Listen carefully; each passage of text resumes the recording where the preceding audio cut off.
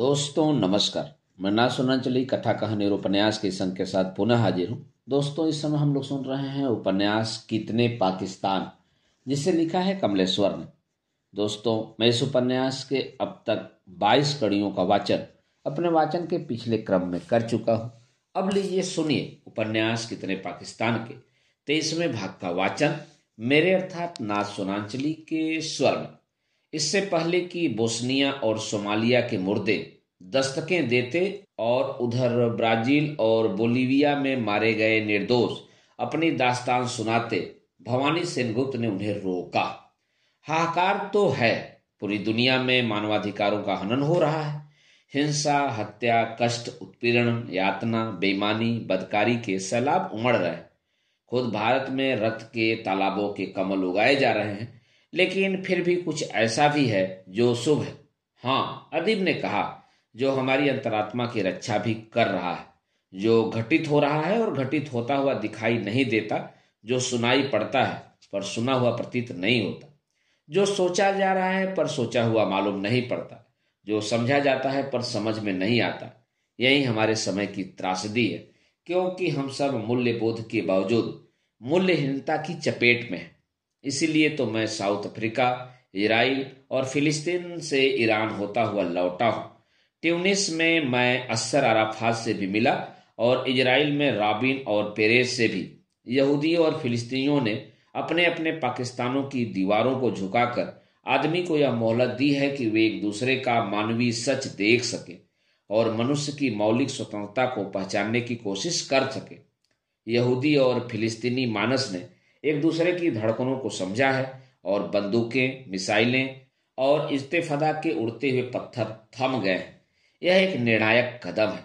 यह समझौता हो गया है कि यहूदियों के इजराइल में रहने के हक को फिलिस्तीनी मंजूर करेंगे और यहूदी उन्हें गाजा पट्टी और पश्चिमी तट में खुद अपना देश स्थापित करने और हुकूमत चलाने की गारंटी देंगे। राजधानी जेरिको होगी और जेरूसलम, गोलन पहाड़ियों का मसला बाद में तय होगा। भवानी सेनगुप्त बड़े उत्साह से बता रहे थे। और उधर दक्षिण अफ्रीका में 340 वर्षों से चल रहे वर्णभेदी साम्राज्य का अंत हुआ।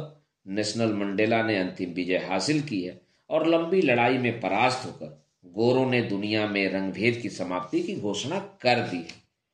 और अभी मैं तेहरान से लौटा हूं। ईरान की इस्लामी क्रांति को पश्चिम ने दानवी, भयानक और मानव विरोधी घोषित किया था। वे लगातार प्रचार करते रहे कि वहां पर मानव मूल्यों की हत्या कर दी गई है, वहां नृशंस इस्लाम का उदय हुआ है। मैं खुद वहां गया, यह देखने की पश्चिम देश पूरब के देशों को किस चश्मे से देखते हैं।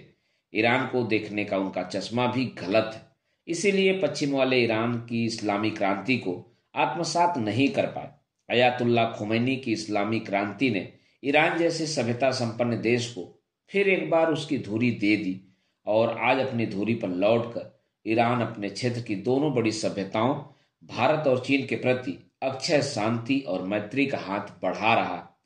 तभी शिवसेना का आदमी बीच में बोल उठा, यह मत भूलो कि मुसलमान बर्बर हैं, वह अपने धर्म वालों को भी नहीं छोड़ते, तो वह हमें कैसे छोड़ सकते हैं। ईरान और इराक, दो मुसलमान देश 8 साल तक लड़ते रहे। हाँ, लेकिन क्या महाभारत के दोनों लड़ाकू वंश पांडव और कौरव एक ही धर्म के मानने वाले नहीं थे? वे भी तो लड़ते रहे। इसलिए धर्म को बीच में मत घसीटो। भवानी सेनगुप्त की बात सुनो ताकि कुछ राहत मिले। तभी बोस्निया के मुसलमानों का हाहाकार आने लगा। अदालत के दरवाजों पर दस्तकों की बौछार होने लगी। चीखों और कराहों से सारा माहौल भर गया। मुसलमान औरतें अपनी इज्जत लुटे जाने की दास्तानें लेकर हाजिर हुईं और सबों तथा क्रोट लोगों ने जिन मुसलमानों के साथ बर्बर अत्याचार किए थे, वे लगातार चीख चिल्ला रहे थे। क्या हमारी बात सुनने वाला कोई भी नहीं है? कोई भी देश क्या हमारे ऊपर हो रहे अत्याचारों का प्रतिकार नहीं कर सकता? हम बोस्निया में भूखे मर रहे हैं। हमारी औरतों के साथ लगातार अत्याचार और बलात्कार हो रहे हैं। हमारे बेटे घरों से निकाल निकाल कर मारे जा रहे हैं। हमें बेघर और बेइज्जत किया जा रहा है और सारे देश खामोश है। बोस्निया का एक मुसलमान मुर्दा अपने मुल्क की हालात बयान कर रहा था। लेकिन अब हालात कुछ ठीक। युगोस्लाविया के क्रोट, सर्ब और मुसलमान एक साथ नहीं रहना चाहते। इसलिए सबने विभाजन मंजूर कर लिया है। भवानी सेन गुप्त ने बड़ी तकलीफ से कहा। युगोस्लाविया की तीनों जातियां समस्त क्षेत्र का बंटवारा करके स्वतंत्र देश के रूप में अलग अलग रहने को राजी हो गई हैं। क्या कह रहे हैं आप? यानी युगोस्लाविया में 3 पाकिस्तान बन गए? वहां जातियां तो 2 ही हैं, सर्ब और क्रोट। तीसरा तो इस्लाम धर्म है, उसके मानने वाले मुसलमान हैं। वे कोई जाति तो नहीं है, वे क्रोट भी हो सकते हैं और सर्ब भी। यानी युगोस्लाविया में भी वही अनुदारता, घृणा और नफरत कारगर हो गई, अदीब ने तकलीफ से कहा। लेकिन इस बार तो क्रिश्चियंस ने मुसलमान को खुद अपने से अलग किया है। वे मुसलमानों पर भयानक अत्याचार कर रहे थे। सराजेओ शहर को उन्होंने अपने बमों से खंडहर में बदल दिया है। मुसलमानों का जिंदा रहना मुश्किल कर दिया है। उनकी औरत को ईसाई उठा ले जाते हैं। उनके साथ वे इतना गर्हित सलूक करते हैं जितना पाकिस्तानी फौजों ने बांग्लादेश की औरतों के साथ नहीं किया था, उतना तो जापानी फौजों ने कोरियन औरतों के साथ भी नहीं किया था। औरतों के साथ बदसलूकी, जीना और पाशविक अत्याचार का इससे जघन्य उदाहरण और कहीं नहीं मिल सकता। और फिर वहां तो सब उल्टा हुआ है। इस बार तो सर्ब और क्रोट ईसाइयों ने अपने ही देश के मुसलमानों को अपना पाकिस्तान बनाने पर बाध्य कर दिया है। उनका हुक्का पानी बंद कर दिया है। ये भी एक जघन्य काम है। मनुष्य का मनुष्य के साथ रहने से इनकार करना एक मानवीय जुर्म है। धर्म बदलने से इतिहास की जड़ें नहीं बदलती। अदीब अभी कह ही रहा था कि गाजियाबाद के देहरा गांव की रिपोर्ट लेकर विशेष संवाददाता ओम प्रकाश हाजिर हुए। अदीब का दिल धड़कने लगा। ओम प्रकाश को देखते ही अदीब ने गहरी सांस लेकर पूछा, क्यों भाई, हिंदुस्तान के गाजियाबाद में फिर कोई खून खराबा या मारकाट हुआ है क्या? नहीं, इस बार ऐसा कुछ नहीं है, बल्कि मैं ऐसी रपट लाया हूं जिससे आपको दुनिया की तमाम आहट, संकुल और व्याकुल आत्माओं को कुछ राहत मिलेगी। दुनिया जानती है राजपूतों और मुगलों के बीच लगातार युद्ध चलता रहा। महाराणा प्रताप ने कभी अकबर की अधीनता स्वीकार नहीं की। मुगल काल के उसी दौर की कहानी कहता है गाजियाबाद जिले का देहरा गांव। देहरा मुसलमान राजपूतों का गांव है। ये सिसोदिया हैं और महाराणा प्रताप के वंशज ही नहीं, उनके कुल के हैं। इनका धर्म परिवर्तन औरंगजेब के जमाने में हुआ। ये मुसलमान राजपूत अपने पूर्वज महाराणा प्रताप की मूर्ति अपने गांव में स्थापित कर रहे हैं। इन लोगों का मानना है कि धर्म परिवर्तन से रक्त नहीं बदल जाता। वे अपना परिचय दोहरा मानते हैं कि वे मुसलमान नहीं हैं, वे मुसलमान राजपूत हैं। 60 गांवों के 60 में से 8.5 गांवों में सिसोदिया मुसलमान हैं, बाकी में हिंदू सिसोदिया। लेकिन ये सभी अपने को एक ही रक्त और एक ही वंश का मानते हैं। इनके पूर्वज पृथ्वीराज चौहान की मोहम्मद गौरी से हुई लड़ाई में ये राजस्थान से यहाँ आए थे। यही इन राजपूतों का डेरा पड़ा था। इसी डेरा को आज देहरा कहते हैं। हिंदू और मुसलमान दोनों ही सिसोदिया राजपूतों के लिए देहरा एक वंशगत केंद्र बिंदु है। 60 में कुल 8.5 गांव मुसलमानों के हैं, पर सब के सब नंबरदार मुखिया हैं। मेहर अली राजपूत वे कहते हैं धर्म परिवर्तन के कारण जरूरत पड़ी तो मंदिर की दीवार के सहारे ही हमने मस्जिद खड़ी कर ली। आज भी मुसलमान बहन अपनी संतान के शादी के समय भैया को भात लाने के लिए बुलाने जाती है तो यही लोकगीत गाती है, भैया रघुबीर भात हमारो लाइयो। इस मुसलमान बहन के ओठों पर रघुबीर उसकी संस्कृति का शब्द, विधर्म का नहीं। अदालते आलिया दिल्ली से गढ़मुक्तेश्वर तक बीच बीच में राजपूतों के विभिन्न कुलों के गांव फैले हैं। हर कुल से कुछ गांव मुसलमान हुए हैं। 60 के बगल में ही 84 है। तोमर हिंदू मुसलमानों के 84 गांव। बगल में 12 गांव निर्वाण राजपूतों के हैं, 6 हिंदू और 6 मुसलमान। यही स्थिति इस क्षेत्र के त्यागियों, गुजरों और चौधरियों की है। इन राजपूत ब्राह्मणों ने धर्म परिवर्तन के बाद भी अपनी संस्कृति को तिरस्कृत नहीं किया है। यही स्थिति उधर पश्चिम में अलवर राजस्थान तक फैले मेवाती मुसलमानों की है। वे मुसलमान हैं पर अपनी पुरातन संस्कृति और लोक प्रथाओं से अब भी जुड़े हुए। इसीलिए कोई भी संस्कृति पाकिस्तानों के निर्माण के लिए जगह नहीं देती। संस्कृति अनुदार नहीं उदार होती है। वह मरण का उत्सव नहीं मनाती, वह जीवन के उत्सव की अनवरत श्रृंखला है। इसी सामासिक संस्कृति की जरूरत हमें है क्योंकि वह जीवन का सम्मान करती है। हुजूर, यही कोशिश तो मैंने की थी। एक बड़ी साहिस्ता और गुजती हुई आवाज आई थी। सामने एक बेहद खूबसूरत शाहजादा खड़ा था। उसे देखते ही अदालत में मौजूद औरंगजेब एकाएक चौंका। दारा सिकोह तुम? हाँ मैं। चारों तरफ एक अजीब सा हैरानी भरा सन्नाटा समा गया। खचाखच भरी अदालत दारा सिकोह को देखती ही रह गई। चारों तरफ अजीब सी अनगुजें भरने लगी।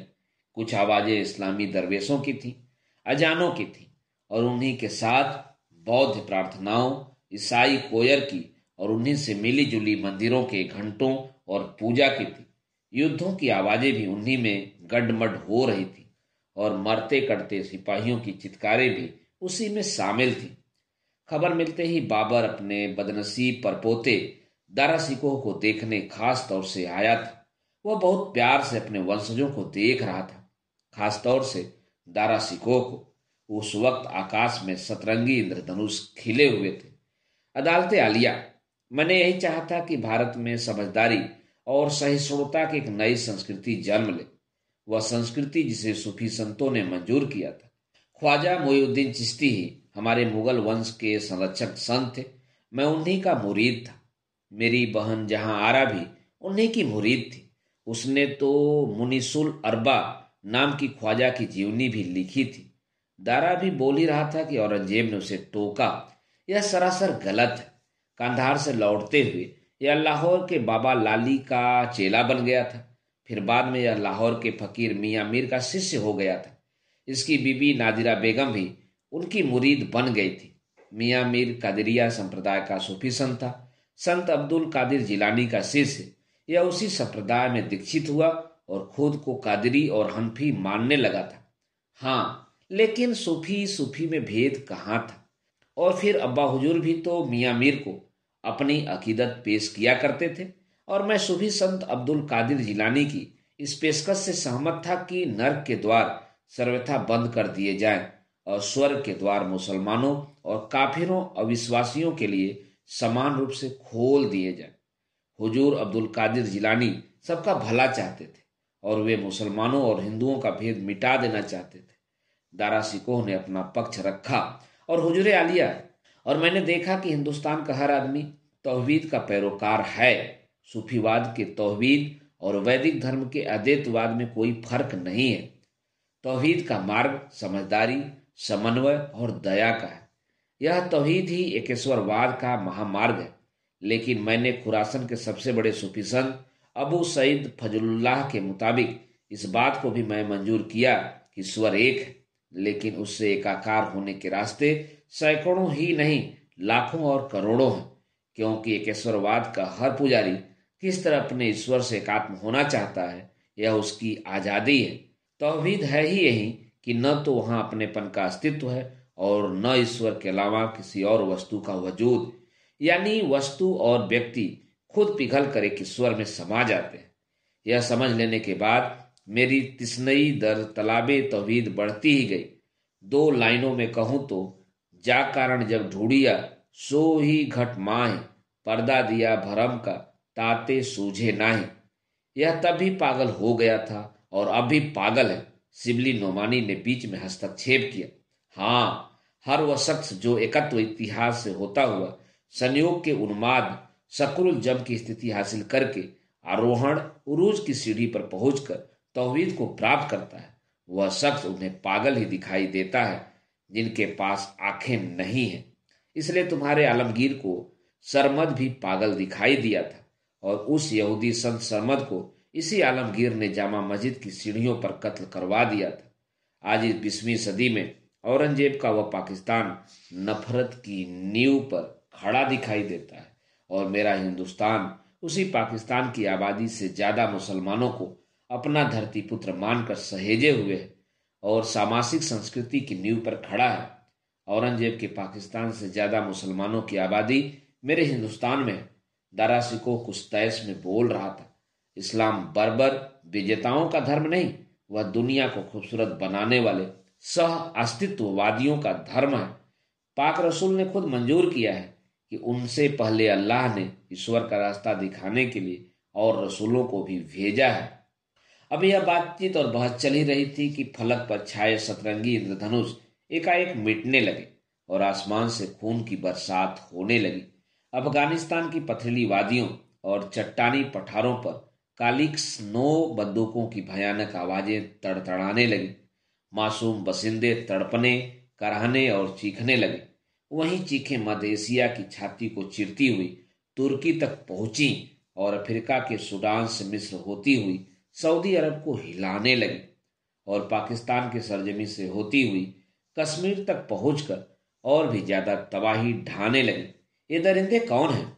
अदीब ने खून की बारिश से लथपथ तमाम मुल्कों के मुर्दों को अपनी बाहों में लेते हुए पूछा तो पत्रकार निखिल चक्रवर्ती परेशान से भीतर आए। अदीब ने उठकर उनका स्वागत किया। अदीब, तुम्हें पता है कि आकाश पर छाए हुए इंद्रधनुष क्यों मिट गए?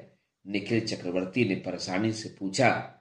क्या तुम्हें यह पता है कि खून की यह बारिश क्यों हो रही है? तब तक देवास से प्रभु जोशी खून की बारिश से बर्बाद हो गई अपनी पेंटिंग्स लिए हुए तड़प कर बताने लगे। अदीब भाई साहब, मेरी इन पेंटिंग्स ने तो सौंदर्य का सृजन किया है।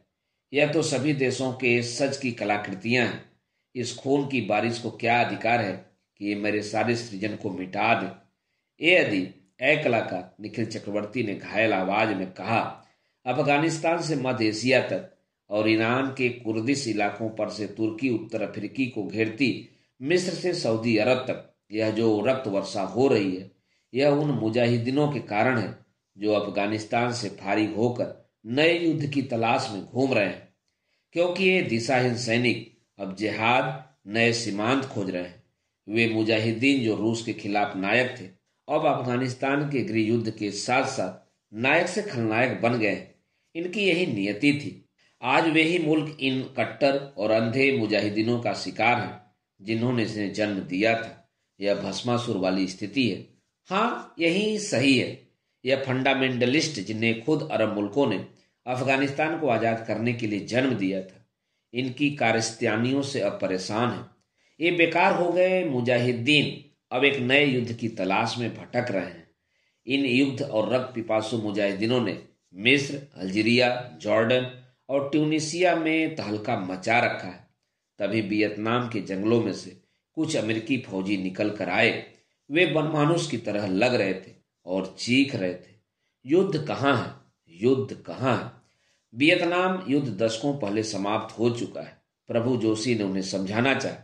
जैसे वियतनामियों ने तुम्हें जंगल में खदेड़ दिया था, वैसे ही उन्होंने तुम्हारी अमेरिकी फौज को अपने देश भाग जाने के लिए मजबूर कर दिया था। वे दशकों पहले परास्त होकर अपने देश जा चुके हैं। वियतनाम युद्ध समाप्त हो चुका है। नहीं, वे बनमानुष चीखे, युद्ध कभी समाप्त नहीं होता क्योंकि तुम उसे समाप्त नहीं होने देते। तुम्हारी राइफलें जंग लगने से कुंद हो गई हैं। तुम्हारी बंदूकों की नलियां और कुंद जड़ हो गए हैं और उसी जड़ता में तुम्हारी बुद्धि कैद हो गई है। तुम युद्ध ही चाह सकते हो, युद्ध और विनाश। कुछ भी हो, हमें केवल युद्ध चाहिए। जो युद्ध में शामिल नहीं हो पाएंगे वे अपने समाजों के लिए डकैत और हत्यारे बन जाएंगे। ए अदीब आलिया, आप हमारी मजबूरी क्यों नहीं समझते? हम युद्ध लोलुप रक्त पिपासु नहीं थे। हम भी इंसान की औलाद की तरह मासूम पैदा हुए थे, पर सत्ता और साम्राज्य की स्पर्धा ने हमें अपने हितों के लिए दरिंदों में बदल दिया। हमें कोई हुनर नहीं आता, हमें बस मौत का खेल खेलने का हुनर आता है। काश हमें कुछ और सिखाया गया होता तो हम भी खेत खलिहानों कारखानों में काम कर रहे होते। कहते कहते एक अफगानी मुजाहिदीन रो पड़ा। उसके आंसुओं में जंगल से निकले अमेरिकी फौजियों के आंसू भी घुल मिल गए। अब हम क्या करें? वे फौजी संवेद चीखे। हमारी नियति यही है कि हम लड़ते रहें। हम शापग्रस्त हैं अदीब आलिया, शापग्रस्त। हम मौत के सिवा किसी चीज को जन्म नहीं दे सकते। कहते हुए हजारों तालिबानी और अमेरिकी सैनिक अमेरिकी, चीनी और रूसी हथियारों को लिए हुए बोस्निया, सोमालिया, जॉर्डन, मिस्र, लीबिया, ट्यूनिसिया की ओर दौड़ पड़े। मौत का अंधड़ चलने लगा, रक्त की नदी बहने लगी और उसी में तमाम खूनी धाराएं मिलने लगी। अल्जीरिया से इस्लामिक साल्वेशन फ्रंट की, जॉर्डन से मोहम्मद आर्मी की, ट्यूनिसिया से इस्लामिक पार्टी की, कश्मीर से हिजबुल मुजाहिदीन, लश्कर तोयबा, JKLF जैसी दसियों तंजीमों की कोहराम मचा हुआ था और वह कोहराम अदालत के अहाते से निकलकर दुनिया के मुसीबत जदा मुल्कों की ओर हल्ला बोलता हुआ चला गया। अदीब अपनी कनपिटियां कचोट कर बैठ गए। तभी उसके कानों के बंद दरवाजों को भेदते हुए दारा सिकोह की आवाज आई, हुजरे आलिया, मैं अपने मुल्क को इन्हीं खूनी अंधड़ों से बचाना चाहता था। मेरा मुल्क दुनिया का सबसे बड़ी तहजीब का केंद्र है। हमारी तहजीब ने लोहे और बारूद के भौतिक हथियार नहीं, आत्मा और परमात्मा के आध्यात्मिक हथियारों का अन्वेषण किया था। हमने धर्मांध मुजाहिदीन पैदा नहीं किए, हमने पीर, फकीर, सूफी, संत, दरवेश और महात्मा पैदा किए। हमारे जंगलों से युद्ध युद्ध पुकारते दरिंदे नहीं, शांति शांति का संदेश देते साधु संत निकलते हैं। इसीलिए तख्तो ताज से पहले मैंने इंसानी ईमान की तलाश की थी, और तौहीद के उसी आलम में मैंने शाह दिलरुबा जैसे फकीर और संत को लिखा था कि मुझ जैसे फकीर के हृदय से इस्लाम के वाह अंग अब गायब हो गए और सच्चा कुफ्र, सच्ची आस्तिकवादी नास्तिकता मुझ में प्रकट हो गई है। मैं जनेऊधारी मूर्ति पूजक हो गया हूं। नहीं, मैं स्वयं अपना उपासक, खुद परस्त हो गया हूं, क्योंकि हर मूर्ति में जीवन छुपा हुआ है और कुफ्र, अविश्वास के नीचे विश्वास, ईमान छिपा हुआ है। इस ईमान को मैं नहीं तोड़ सकता। तोड़ूंगा तो इंसान हर तरह के विश्वास, ईमान से रहित हो जाएगा। यह ईमान ही मनुष्य के अस्तित्व की कुंजी है, क्योंकि इसी ईमान के सहारे वह बहु को एक में पैबस्त पाता है। सच्चा मुसलमान यही देखता है। बहुत को एकत्व में देखना ही वही दिया है। यही तौहीद का फलसफा है, यही एकात्मवाद है। ईश्वर के नाम की एकता नहीं, वे नाम हमेशा अलग अलग रहेंगे, पर मजहबों में मौजूद एकत्ववाद के बारे में कोई भी मतभेद किसी मजहब में नहीं है। अभी दारा यह कह ही रहा था कि फिर तोपें गरजने लगी, इमारतों की नींवें हिलने लगी। प्रभु जोशी ने फौरन राजेंद्र माथुर को आवाज दी। आवाजें आने लगी। अफगानिस्तान का गृहयुद्ध अभी समाप्त नहीं हुआ है। जलालाबाद संधि बेकार हो गई है। अब यहाँ के खलनायक आपस में लड़कर यह तय करना चाहते हैं कि खलनायकों का खलनायक कौन है। कल रात से यह खलनायक एक दूसरे के खून के प्यासे हो गए। तभी से अफगानिस्तान के हर शहर की दीवारें थर्रा रही हैं। यहाँ की खूनी शतरंज के सारे मोहरे अपने पाले बदल चुके हैं। चारों तरफ से सेलिंग हो रही है, रॉकेट्स गिर रहे हैं, बमबारी लगातार जारी है। हर बस्ती की मासूम जनता अपने बाल बच्चों को लेकर पाकिस्तान की सरहद की ओर भाग रही है। काबुल तबाह हो चुका है। मजारे शरीफ शिकस्त खा के करा रहा है। ओह, काबुल तबाह हो गया तो अब तो मेरी कब्र भी मिस्मार हो गई होगी। मैं अब लौटकर कहाँ जाऊंगा, कहाँ सोऊंगा? बाबर परेशानी से बोला। यहाँ जिंदा लोगों के लिए जगह नहीं है, ताजे मुर्दे लवारिस पड़े हुए हैं। तुम तो फिर भी इतनी सदियों तक आराम से सो लिए। राजेंद्र माथुर की आवाज ने बाबर को जवाब दिया और आगे का हाल बताने लगी। असल में सोवियत सेनाओं की वापसी और नजीबुल्लाह सरकार का तख्ता पलटने के बाद यहाँ अमेरिकी डॉलर की आमद बंद हो गई है। अफगानिस्तान का पठान सऊदी अरब और पाकिस्तान के कट्टर इस्लामीकरण की जंजीरों को भी मंजूर नहीं कर पा रहा है, क्योंकि उसके खून में आज़ादी मौजूद है। उसका इस्लाम भी अन्य मुल्कों के इस्लाम से आज़ाद है।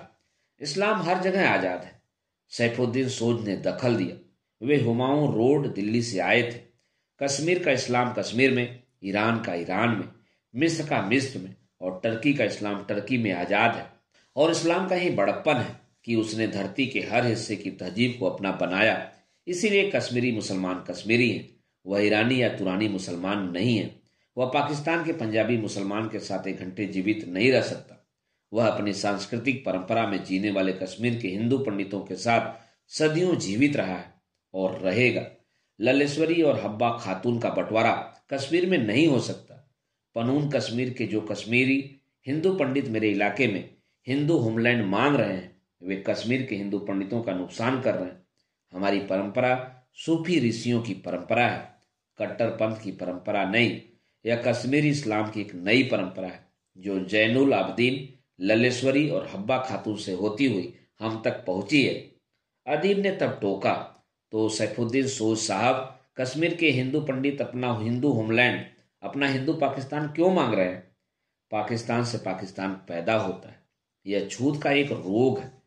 जब तक धर्म, नस्ल, जाति और दुनिया की पहली शक्ति बनने का नशा नहीं टूटता, जब तक सत्ता और वर्चस्व की हवस नहीं टूटती, तब तक इस धरती को पाकिस्तान बनाए जाने की नृशंस परंपरा जारी रहेगी। निखिल चक्रवर्ती ने हस्तक्षेप किया। युगोस्लाविया बर्बाद हो गया, उसी तरह अफगानिस्तान बर्बाद हो रहा है। तालिबानों के पास अब पैसा कहाँ है? वह तो नस्ली दवाइयों की तस्करी से ही आएगा। नस्ली दवाइयों के उन रास्तों का हक जमाने के लिए काबुल में सत्ता की जरूरत है। जो सत्ता में होगा वही राज करेगा और नस्ली दवाइयों के अरबों खरबों रुपयों की आमदनी का हकदार होगा। इसीलिए पाकिस्तान की इंटर सर्विसेज एजेंसी तालिबानों के साथ सक्रिय है और चाहती है कि उसके जरिए वह अपनी आमदनी का रास्ता खुला रख सके। पाकिस्तान सरकार के पास भी इतना पैसा नहीं है कि वह ASI को जीवित रख सके। इसलिए ISI को जीवित रखने के लिए नस्ली दवाइयों के उद्योग पर कब्जे की जरूरत है। लेकिन तकलीफदेह स्थिति यह है कि नस्ली दवाइयों के हेराती व्यापारी अब मसाद नहीं जाते, बल्कि वे पाकिस्तान के दक्षिणी पूर्वी इलाके में जाते हैं। कंधार और क्वेटा जाते हैं। वे बलूचिस्तान के दक्षिणी सागर तटों और उन इलाकों तक दौड़ लगाते हैं जो ईरान और पाकिस्तान की सरहदों के सरहदी शहर हैं। यही इसी इलाके में रहती हैं वे जनजातियां और कबीले जो हमेशा आजाद रहे हैं। ये कबीले अपनी आज़ादी को आज भी पाकिस्तान की सत्ता को सौंपना नहीं चाहते। अपनी आज़ादी के दीवाने यह कबीले बेहद खुददार हैं। फिर वे चाहे वजीर कबीले के लोग हों, मसूद हों, भट्टानी, मंगल, बंगस और कजई, आफरीदी, मोहम्मद, उत्तलखेल या तर्क लर्नरी कबीले के लोग। तभी ये गुजती हुई बीमार सी आवाज है। मुगलिया खानदान और उसकी विरासत के बिना अफगानिस्तान का इतिहास तय नहीं होगा और हिंदुस्तान का इतिहास भी उसके बिना पूरा नहीं होगा।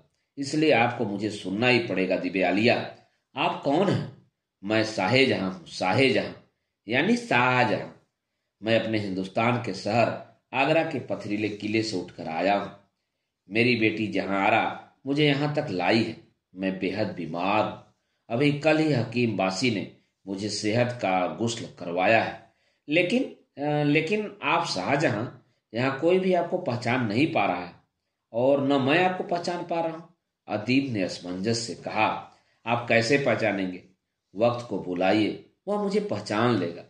बीमारी की वजह से मैं बहुत बदल गया हूँ अदीब आलिया। मैं वह नहीं दिखाई देता जो मैं हुआ करता था। अदीब, मैं तुम्हें इतिहास में लेकर चलता हूँ, उस इतिहास में जो न तुम्हारे शिबली नोमानी का है न काजिम सिराजी का। वह इतिहास साकी मुश्ताक खां का भी नहीं है और न काफी खां का है। और अगर तुम आकिल खां का नाम लोगे तो उसका लिखा हुआ इतिहास भी झूठा पड़ जाएगा, क्योंकि उसने चाहे दरबार से आजाद इतिहास लिखा हो, पर वह भी तो उसी वक्त का गुलाम था जो वक्त दरबार का गुलाम था। कहकर शाहजहां हाफने सा लगा। जहांआरा ने उसे संभाला। मैंने वह वक्त बड़ी तकलीफ से गुजारा है अदीब, बहुत तकलीफ से। कहते कहते और शून्य में देखते शाहजहां की आंखों में आंसू तैर आए थे। जहांआरा ने अपनी ओढ़नी में अब्बा हुजूर के उन मोतियों को चूम लिया। काश मैं वह सब देखने के लिए जिंदा न रहता। जहांआरा ने मेरी बीमारी के दौरान खिदमत करते हुए मुझसे बहुत कुछ छिपाए रखा। अगर दारा का बेटा मेरा पोता सिपहर सिको मेरे पास न आया होता तो मुझे कुछ मालूम ही न पड़ता। लेकिन अब्बा हुजूर, मैंने वो तकलीफदेह खबरें आपकी गिरती सेहत की वजह से नहीं दी थी। मैं नहीं चाहती थी कि सूजा, औरंगजेब, मुराद और रोशन आरा की साजिशों की चोट से हिंदुस्तान के शहंशाह और मेरे अब्बा हुजूर का दिल टूटे। हमारे लिए आपकी जिंदगी ज्यादा जरूरी थी, मुल्क की सल्तनत नहीं। मुझे मालूम है बेटी, सब मालूम है। तकलीफ इस बात की है कि औरंगजेब और रोशन आरा, मेरे एक बेटे और एक बेटी ने मिलकर मेरे खिलाफ साजिश की। शाहजहां फिर बहुत पस्त आवाज में बोला, यह बात गलत है अल्पनाह। शिबली नोमानी ने बीच में टोका। औरंगजेब और रोशन आरा पर जो इल्जाम आप लगा रहे हैं उसे इतिहास भी मंजूर नहीं करता। उस दौर का इतिहास यह नहीं कहता। इतिहास बड़ा है या इतिहास बनाने वाला? अदीब ने नोमानी साहब को टोका। इतिहास कहे न कहे, पर मेरा दिल कहता है कि रोशन आरा ने जामा मस्जिद के शाही इमाम और कासिम खां को अपनी साजिश में नहीं, अपने प्रेम पास में भी लपेट लिया था। वह चाहे उसका नाटक ही रहा हो, पर रोशन आरा ने खूबसूरत शहजादी होने का भरपूर फायदा उठाया। और नोमानी साहब, एक अदीब के दिल की गवाही किसी भी इतिहास के लेखक के तर्कों की गवाही से ज्यादा बड़ी और महत्वपूर्ण है। शिबली नोमानी फिर कुछ कहना चाहते थे, तो शाहजहां ने अदीब का ध्यान अपनी तरफ मुखातिब कर लिया। अदीब, इस बहस में क्यों पड़ते हो? कुछ लोग सच्चाइयों के लिए नहीं, सिर्फ बहस के लिए पैदा होते हैं। छोड़ो इस बहस को। मैं चाहूंगा कि तुम अपने मन और अपने वक्त की आंखें लेकर मेरे दौर में दाखिल हो जाओ और देखो कि तब क्या हुआ था और जो हुआ वह क्यों हुआ था। शाहजहां के यह कहते ही वक्त पीछे दौड़ने लगा। लड़खड़ाती सदियां उल्टने लगी और आकर दिल्ली पर रुक गई। दोस्तों, अभी आप सुन रहे थे उपन्यास कितने पाकिस्तान के 23वें भाग का वाचन मेरे अर्थात ना सुनांचली के स्वर में। दोस्तों, इस उपन्यास के आगे की कड़ियों का वाचन आप मेरे वाचन के अगले क्रम में सुन सकते हैं। बड़ा दिलचस्प वाकया चल रहा है इतिहास के झरोखों से, तो सुनते रहिए और जुड़े रहिए कथा कहानी और उपन्यास के साथ। नमस्कार, धन्यवाद।